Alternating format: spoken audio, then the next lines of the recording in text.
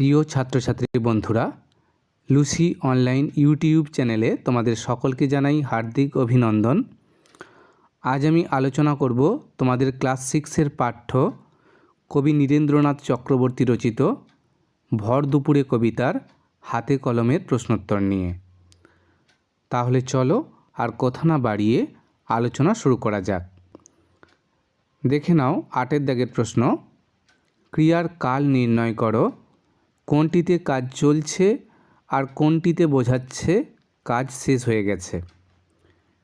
দেখে নাও প্রথম বাক্য, চড়ছে দূরে গরু বাছুর। এই বাক্যে ক্রিয়াপদ চড়ছে, যার দ্বারা কাজ চলছে বোঝায়, তাই এটি ঘটমান বর্তমানকাল। তারপর দেখো, দেখছে রাখাল মেঘগুলো যায়, আকাশটাকে ছুঁয়ে যায়, কাজ চলছে বোঝায়, তাই এটিও ঘটমান বর্তমানকাল। তারপর দেখো, নদীর ধারে বাঁধা কাদের ওই বড় নৌকাটি। এখানে বাঁধা কাজ শেষ হয়ে গেছে বোঝাচ্ছে, তাই পুরাঘটিত বর্তমানকাল।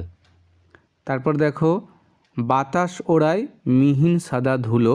এখানে ওড়ায় কাজ চলছে বোঝায়, তাই ঘটমান বর্তমানকাল। তারপর দেখো, আঁচল পেতে বিশ্বভুবন ঘুমোচ্ছে এইখানে। এখানে ঘুমোচ্ছে কাজ চলছে বোঝায়, তাই ঘটমান বর্তমানকাল। এবার দেখো 9-এর দাগের প্রশ্ন। নিচের বাক্যগুলির গঠনগত শ্রেণীবিভাগ করো। সরল, যৌগিক, জটিল। 9-এর দাগের প্রথম প্রশ্ন, তলায় ঘাসের গালচে খানি আদর করে পাতা। এই বাক্যটি দেখো, এই বাক্যটি হচ্ছে সরল বাক্য। তারপরে দ্বিতীয় বাক্য দেখো, ওই যে অশ্বত্থ গাছটি, ও তো পথিকজনের ছাতা। এটি জটিল বাক্যের উদাহরণ। তারপর দেখো, ভর দুপুরে যে যার ঘরে ঘুমোচ্ছে লোকগুলো। এই বাক্যটি সরল বাক্যের উদাহরণ। তারপর দেখো, যে জানে সেই জানে। এটি একটি জটিল বাক্যের উদাহরণ। এবার দেখো 10-এর দাগের প্রশ্ন, ওই যে অশ্বত্থ গাছটি অংশে ওই একটি দূরত্ববাচক নির্দেশক সর্বনাম। এমন আরও কয়েকটি সর্বনামের উদাহরণ দাও, যেমন ও, উহা, উনি, ওরা ইত্যাদি। উত্তর দেখো, উল্লিখিত সর্বনামগুলি ছাড়া আরও কয়েকটি সর্বনাম হলো ওইগুলো, ওটা, ওগুলো, ওখানে, ওকে, ওদের, উহারা, ওরা ইত্যাদি। এবার দেখো 11-এর দাগের প্রশ্ন, পথিকজনের ছাতা। সম্বন্ধপদটি চিহ্নিত করো। কবিতায় থাকা সম্বন্ধপদ খুঁজে লেখো আর নতুন সম্বন্ধপদযুক্ত শব্দ তৈরি করো। যেমন গোঠের রাখাল, দুপুরের ঘুম। উত্তর দেখো, পথিকজনের ছাতা, এখানে সম্বন্ধপদটি হলো পথিকজনের।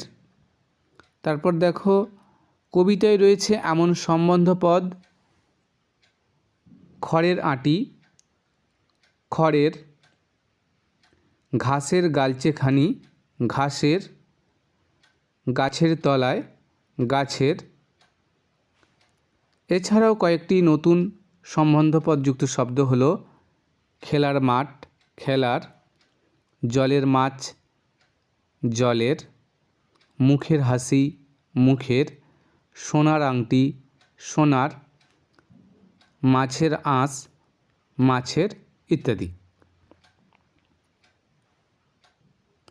এবার দেখো, ওই বড় নৌকাটি বলতে বোঝায় একটি নৌকোকে। নৌকার সঙ্গে এখানে টি নির্দেশক বসিয়ে একবচন বোঝানো হয়েছে। এরকম একটি মাত্র একবচনের রূপ বোঝাতে কোন কোন নির্দেশক ব্যবহৃত হতে পারে তা উদাহরণ দিয়ে লেখো। উত্তর দেখে নাও, একবচন বোঝাতে টি ছাড়া টা, খানা, খানি ইত্যাদি নির্দেশক ব্যবহৃত হতে পারে।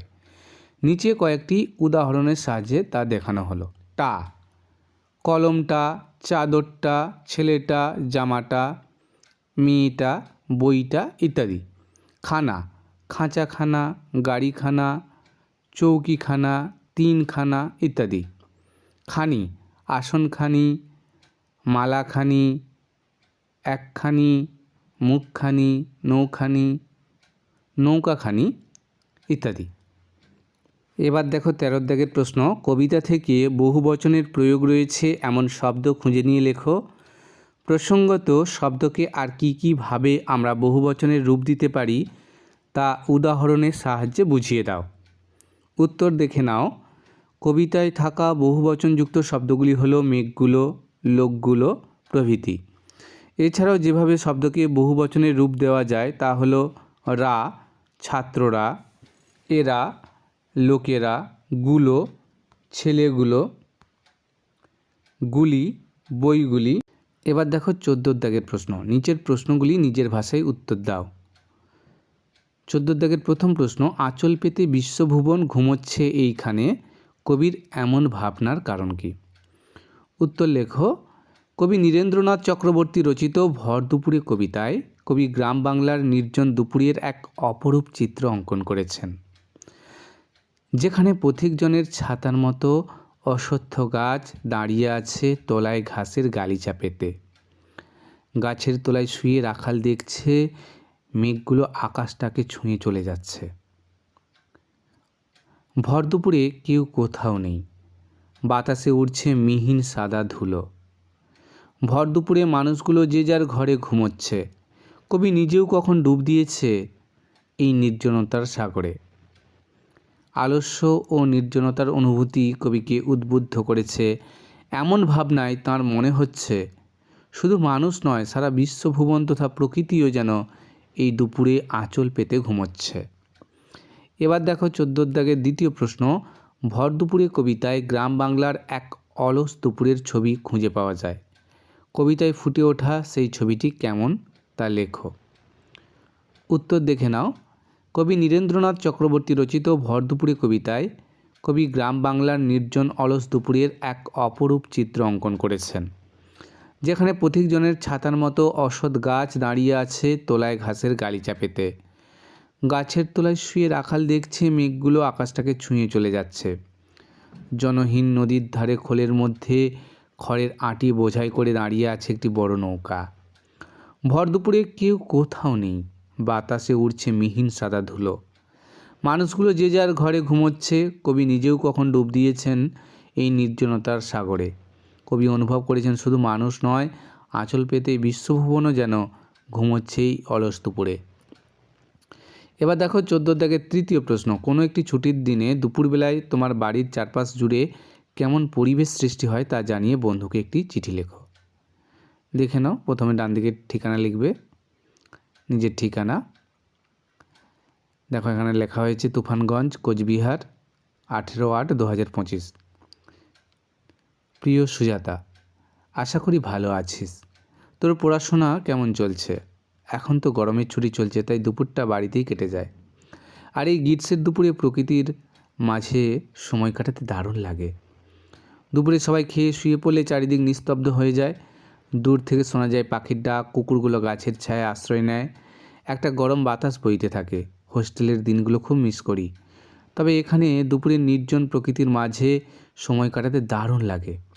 তোর বাড়িতে দুপুরের সময় কেমন কাটে লিখে জানাতে ভুলিস না। কাকু কাকিমাকে আমার প্রণাম জানাস। ইতি তোর প্রিয় পূজা। এবার বন্ধুর ঠিকানা, প্রতি সুজাতা দাস, প্রযত্নে রতন দাস, গ্রাম পোস্ট নাটাবাড়ি, জেলা কোচবিহার।